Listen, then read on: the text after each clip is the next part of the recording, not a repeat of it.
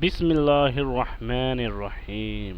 حدیث نمبر 16 صحیح بخاری آپ کے سامنے۔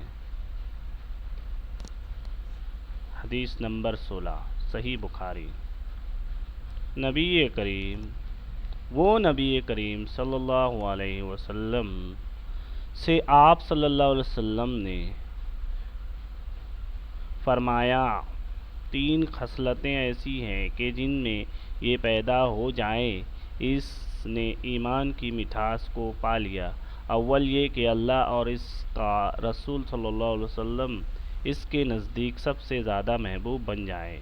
دوسرا یہ کہ وہ کسی انسان سے مخلص اللہ کی رضا کے لیے محبت رکھے۔